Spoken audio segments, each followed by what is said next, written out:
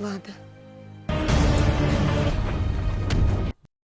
Movie की शुरुआत 1223 में दिखाई जाती है। कालका नदी की लड़ाई जो मंगोल्स और रूस की प्रिंसिपालिटीज के बीच हुई, उसके बाद कुछ रशियन आदमी जंगल में शिकार करने आते हैं। उनमें से 2 आदमी अपने बच्चों को साथ लाए हैं। उन बच्चों में एक लड़की है जिसका नाम नस्त्या है और उसे बांसुरी बजाना बहुत ही पसंद है, और एक कोलोवर्थ नाम का एक लड़का भी है जो सपने देखता है कि वो बड़े होके एक योद्धा और राजकुमार का रक्षक बनेगा। बदकिस्मती से उन्हें मंगोलियन सैनिक घेर लेते हैं जिन्हें कमांडर खोस्तुवला लीड कर रहा है। अपनी बांसुरी खोने के बाद नस्त्या एक घोड़े को लेकर शहर में मदद मांगने जाती है, जहां दूसरी तरफ कोलोवर्थ वहीं रुक के लड़ाई करने की कोशिश करता है। सारे रशियन आदमी मारे जाते हैं और कोलोवर्थ खुद की रक्षा करने के लिए 2 तलवार पकड़ लेता है, पर इससे पहले वो कुछ करता खोस्तुवला उसकी गर्दन पर भूलास फेंक देता है जिससे वो बेहोश हो जाता है। अब 14 साल बीत चुके हैं, कोलोवर्थ बड़ा हो चुका है। वो नींद से उठता है तो देखता है कि वो बिस्तर में बंधा हुआ है और उसे पहले का कुछ याद नहीं है, इसलिए वो डर जाता है। नस्त्या भी बड़ी हो चुकी है और उसे कोलोवर्थ के ऐसे रिएक्शन की आदत है, इसलिए वो भाग के उसके पास आके उसको समझाने आती है। मंगोल उसे मारने के लिए छोड़कर चले गए पर वो जिंदा बच गया। अब वो राजकुमार के सुरक्षा का खास आदमी है और उसकी शादी नस्त्या से हुई है और उसके 2 बच्चे भी हैं। अब ये सब सुनने के बाद और घर में घूमने पर कोलोवर्थ को सब याद आता है, पर उसे नाश्ता करने का मौका नहीं मिलता और उससे पहले ही एक सैनिक जिसका नाम करकुन है वो उसको शहर लेने आता है। जब वो शहर पहुंचते हैं तब रियाजान का राजकुमार यूरी कोलोवर्थ से शहर की तरफ आने वाले घुड़सवार के साथ क्या किया जाए इसका सुझाव मांगता है। क्योंकि उन घुड़सवारों के झंडे लहराते हुए नहीं दिख रहे हैं, इसलिए कोलोवर्थ उन्हें वॉर करने से पहले इंतजार करने को बोलता है। ये सही सुझाव साबित होता है क्योंकि वो घुड़सवार मंगोल्स नहीं पर दूसरे राजकुमार हैं जो राजकुमार यूरी के पोते की नामकरण के सेरेमनी में आए हैं। उसके बाद कोलोवर्थ सैनिकों की ट्रेनिंग करवाता है। यूरी का बेटा फेडर वहां देरी से पहुंचता है क्योंकि वो अपने बेटे की सेरेमनी की तैयारियों में व्यस्त था। कोलोवर्थ फेडर को अपनी तरकीबें दिखाने का चैलेंज देता है जिसे वो खुशी से कबूल करता है, पर फेडर बस खुद को जलील करके वहां से चला जाता है। अब ट्रेनिंग खत्म होने पे कोलोवर्थ अपने परिवार के लिए तोहफे लेकर घर आता है। वो अपने बच्चों के लिए कांटेदार जंगली चूहे और अपनी बीवी के लिए बांसुरी लाता है। नाश्ते को वो बांसुरी बहुत पसंद आती है और उसे सुरक्षित रखने के लिए एक बक्से में डाल देती है, पर कोलोवर्थ को उसके बक्से में बहुत सारी बांसुरी दिखाई देती है क्योंकि वो हर दिन उसको एक बांसुरी देकर भूल जाता है। बाद में नामकरण की सेरेमनी बीच में रोक दी जाती है क्योंकि एक नागरिक ये अनाउंसमेंट करता है कि मंगोल्स आ रहे हैं। सब झुकने के लिए भागते हैं पर कोलोवर्थ उस बच्चे के साथ ही रहता है जब तक कि पुजारी उसको ब्लेसिंग दे रहा है। अब यूरी और उसके आदमी जब ये देखते हैं कि मंगोल्स अपने साथ बहुत सारे सैनिक लेके आ रहे हैं, वो दरवाजे बंद करने का हुक्म देता है और वो दरवाजे को तब तक नहीं खोलेंगे जब तक कि वो उनसे जूझने का कोई रास्ता ना सोच ले। अब राजकुमार इस परेशानी पे चर्चा करने के लिए मीटिंग कराता है, पर फेडर को लगता है कि रशियन योद्धा इतने लाजवाब हैं कि अगर उनकी संख्या मंगोल के सैनिकों से कम भी होगी तो भी वो जीत जाएंगे।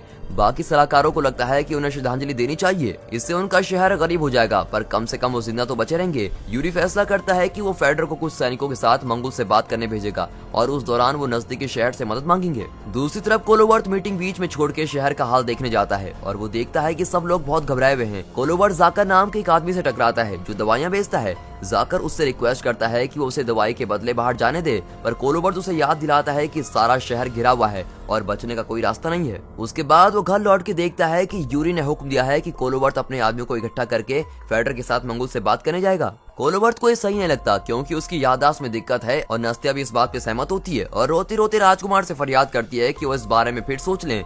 लेकिन यूरी सबसे ज्यादा भरोसा कोलोवर्थ पे करता है, इसलिए वो अपना फैसला नहीं बदलता। अब सैनिक आगे बढ़ने के लिए दरवाजे पे इकट्ठा होते हैं और करकून भी साथ में जा रहा होता है। क्योंकि उन लोगों को ट्रांसलेटर की जरूरत है तो कोलोवर्थ जाकर को साथ चलने के लिए चुनता है क्योंकि उसे मंगोल भाषा आती है। नस्त्या अपने पति के लिए अभी भी चिंता में है, इसलिए वो उनकी नौकरानी लाड़ा को लाती है जिसने अभी कोलोवर्थ की सुबह मदद करनी सीखी है, और नस्त्या बच्चों के साथ घर में ही रहेगी।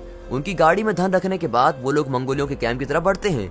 वहां पहुंचने पे उनकी लीडर बातू खान के टेंट का रास्ता दिखलाया जाता है जो जंगीज खान के पोते हैं। उनके द्वारा लाई गई चीज कबूल करी जाती है और उन्हें खाने पीने के लिए बिठाया जाता है। मौका देखते ही वो लोग जो चाहते हैं वो मंगोल से मांगते हैं। बातू खान बोलता है कि उसे कुछ नहीं चाहिए, जो भी इंसान बातू खान के आगे झुकेगा उसकी अच्छे से देखभाल करी जाएगी। पर फेडर जवाब देता है कि वो बातू खान को झुकते हुए देखना चाहता है। कोलोवर्थ जो कब से बातू के बड़े से नक्शे को घूर रहा है वो खड़ा होता है और फेडर के बचाव में आगे आके बोलता है कि उनका शहर बस उनकी लाशों के बाद लिया जाएगा। बातू खान बोलता है कि वो कभी किसी के आगे नहीं झुकेगा और वो कोलोवर्थ की हिम्मत की दाद देता है और उसे तोहफे में ट्रांजिस्ट की चिट्ठी वाला ताबीज देता है।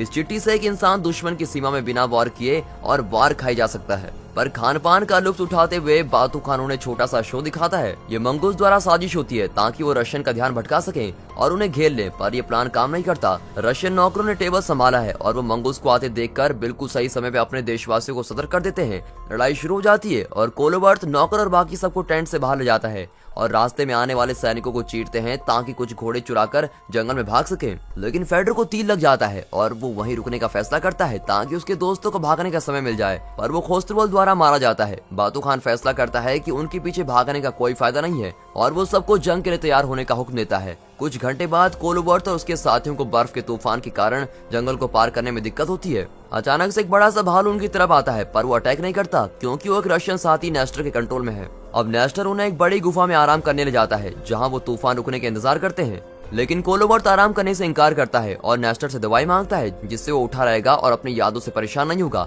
पर नेस्टर ऐसी दवाई बनाने से मना कर देता है क्योंकि उसके ख्याल से हर सुबह बिना किसी याद के उठना एक किस्मत की बात है जिसके कारण इंसान अपनी जिंदगी नए सिरे से शुरू करता है। कोलोबर्ट आग के सामने बैठ के जगह रहने की पूरी कोशिश करता है। उसे याद आता है जो नक्शा उसने टेंट में देखा था वो उसे अभी भी याद है, इसलिए वो उसको भूलने से पहले उसे लिख लेता है। मौसम के शांत होते ही वो सब नेस्टर को गुफा में अकेला छोड़कर चले जाते हैं, लेकिन जब तक वो रैजान लौटते हैं काफी देर हो चुकी है। मंगोल ने शहर तबाह कर दिया है, ज्यादातर इमारतें बड़ी गुलेल से तोड़ दी गई हैं, मेन घंटी अपनी रस्सी से गिर गई है, तीरंदाजों ने यूरी को मार दिया है। फेडर की बीवी पकड़े जाने के डर से अपने बच्चे के साथ कूद गई और नस्ते अपने बच्चों के साथ घर में ही रही जिसमें आग लग गई और वो जल के मर गए। अपने घर की राख से जब कोलोबर्ट को बांसुरी मिलती है जिसे उसने खुद खरीदा था, तब वो अपने आदमियों को इकट्ठा करता है और दोबारा घंटी खड़ा करता है ताकि अगर कोई भी जीवित बचा हो तो वो बाहर आ जाएंगे। ज्यादा लोग नहीं बचे हैं और बचने वालों में ज्यादा बच्चे हैं। अचानक से कोई बोलता है कि मंगोल बचे हुए लोगों को भी खत्म करने आ रहे हैं। तब कोलोबर्ट जल्दी से तरकीब बनाता है। सब लोग छुप जाते हैं पर वो घंटी के नीचे रुककर मंगूस द्वारा पकड़े जाने का नाटक करते हैं, पर जैसे ही मंगूस पास आते हैं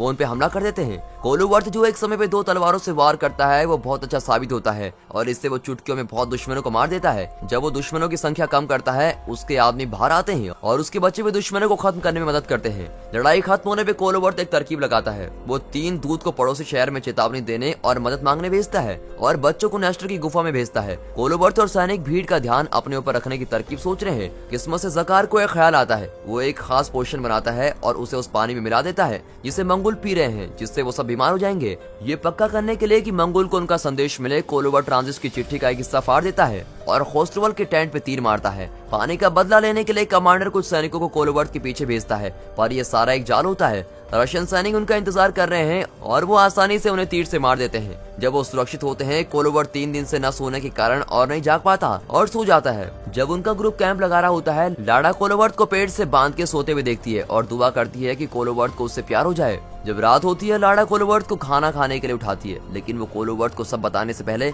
उसके जोड़ खोल देती है, जिस वजह से वो अपने दोस्तों पे हमला कर देता है। अब उसको रोकने के लिए काफी लोग आते हैं और करकून के शब्द सुन के कोलोबर्ट होश में आता है। फिर कोलोबर्ट अपने सैनिक भाइयों से माफी मांगता है और रोती हुई लाड़ा को चुप करवाता है। दूसरी तरफ 2 सैनिक सुरक्षित वहाँ से निकल के पड़ोसी शहर में पहुँच जाते हैं, लेकिन जब वो उन राजकुमारों से मदद मांगते हैं तो वो उन्हें साफ इंकार कर देते हैं, ये बोलकर कि उन्हें अपने घर बचाने हैं और ये सब में नहीं पड़ना है। तीसरे दूत को चोट लग जाती है जिसकी वजह से घोड़े पे बैठा बैठा बेहोश हो जाता है और वो जानवर रास्ता भूलकर गलत रास्ते पे चला जाता है। उसी रात कोलोबर्ट और उसके आदमी मंगोल के कैंप में कॉस्ट्यूम पहन के और चेहरे पे पेंट करके घूमते हैं ताकि उन्हें लगे कि वो आत्माएं हैं। कुछ सैनिक भाग जाते हैं और जो नहीं भागते वो रशियन द्वारा मारे जाते हैं। फिर वो बड़े गुलेल और अपने हथियारों के साथ मंगोल पे हमला करने को तैयार होते हैं। जाने से पहले कोलोबर्ट तीर के साथ चिट्ठी का थोड़ा सा हिस्सा छोड़ता है ताकि खोस्त्रवल को पता चल जाए कि ये सब किसने किया है। मंगूस बदला लेने के लिए उस लापता दूत को पकड़कर उसे कष्ट देते हैं। कोलोबर्ट और उसके आदमी जंगल में छुपते हैं इस भरोसे के साथ कि सुबह उनकी मदद करने लोग आएंगे। वो सोने चले जाते हैं। लाड़ा कोलोबर्ट के पास जाके लेट जाती है। उसे नहीं पता कि कोलोबर्ट जागा हुआ है, इसलिए जब वो मुड़ के उसकी तरफ देखता है,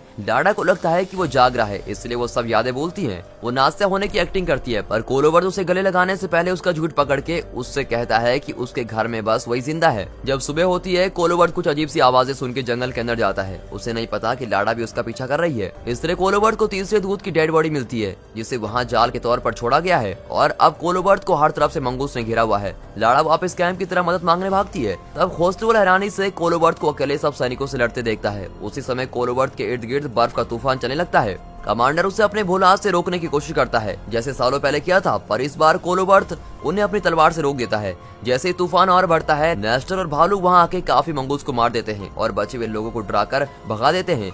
जब वो सैनिक अपने कैंप पे लौटते हैं तो उन्होंने जो देखा वो डरावनी बातें वो सबको बताते हैं। खोस्त्रबल ने पहले आत्मा वाली बात पे यकीन नहीं किया था, पर अब उसने कोलोबर्ट के हुक्म में तूफान और भालू को चलते देख के सब मान लिया है। बातू खान परेशान है कि उसके आदमी सब पे भरोसा कर रहे हैं और वो साबित करना चाहता है कि ये सब झूठ है और इस युद्ध में कुछ जादू ही नहीं है, इसलिए वो अपनी सेना को वापस चलने को कहता है। नेस्टर भालू को आजाद करके कोलोबर्ट की सेना का हिस्सा बन जाता है। वो पास के गाँव से कुछ आदमी भी लेकर आए हैं। करकुन खुशखबरी के साथ लौटता है। वो बताता है कि जैसे उन्होंने तरकीब बनाई थी ठीक वैसे मंगूल शहर की तरफ जाने की जगह उनके पीछे आ रहे हैं और ये सब सुन के सब जश्न मनाते हैं। कोलोबर्ट फैसला करता है कि वो सब रुक के उनको रोकेंगे जब तक करकुन और लाड़ा बच्चों को लेके नदी पहुंचेंगे। वहाँ वो स्लैग के जरिए घोड़े से भी ज्यादा तेज रफ्तार से पहुंचेंगे। जब स्लैग वहाँ से जाता है वो आदमी जाल बनाने के काम पे लग जाते हैं और फिर पहाड़ी की नोक पे मंगूस के आने का इंतजार करते हैं। जब बातू खान वहाँ आता है वो अपने साथ बहुत बड़ी सेना लाया है और बिना समय बर्बाद करे कुछ आदमियों को रशियंस के पीछे भेज देता है। ये पहला हमला उनके लिए घातक साबित होता है क्योंकि वो जाल में फंस जाते हैं और तीरंदाजों के शिकार हो जाते हैं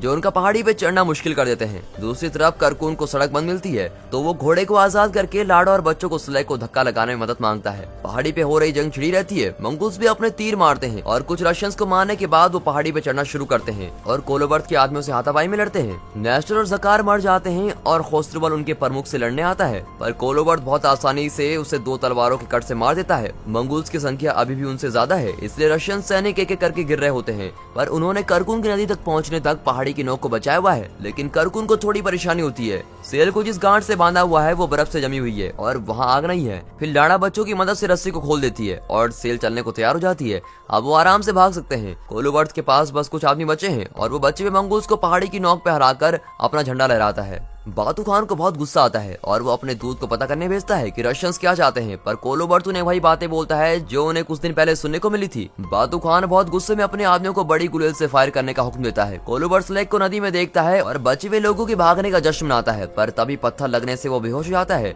जब कुछ सेकंड्स बाद वो उठता है कोलोबर्ट के पास उसकी सारी यादें हैं और उसके सारे आदमी मर चुके हैं। अपनी आखिरी चाल के तहत वो अपना तावीज दिखाते हुए खुद को बचाते हुए पहाड़ से नीचे उतरता है। कोलोबर्ट जमीन पे गिर के बातू खान को बोलता है कि एक दिन उसके लोग अपना इंतकाम लेंगे। फिर वो अपना तावीज बर्फ में गिरा के मंगुल के प्रमुख को वो वापस लेने को बोलता है। जैसे बताया गया है बातू खान वो तावीज उठा लेता है। कोलोबर्ट हंसता है और बोलता है कि मरने से पहले उसने बातू खान को अपने आगे झुका लिया है। क्या कभी आपने किसी को उसके घमंड से झुकाया है? अगर हाँ तो कमेंट सेक्शन में जरूर बताइएगा। बातू खान कोलोबर्ट की हीरोपंती से इम्प्रेस होकर बोलता है कि अगर वो उसका आदमी होता तो वो उसका सबसे भरोसेमंद होता, और फिर वो अपने आदमियों को उसे हीरो की तरह दफनाने को बोलता है। 5 साल बाद करकून नवगोरड वाल्दीमार सेना का प्रमुख है। वो अपने आदमियों को कोलोबर्ट की कुर्बानी और नेक लड़ाई याद करके प्रेरित करता है, इससे पहले कि वो उस लड़ाई में जाए जिसे बैटल ऑफ आइसक्रीम से जाना जाएगा। ये मूवी यहीं पर खत्म होती है। And finally thanks for watching.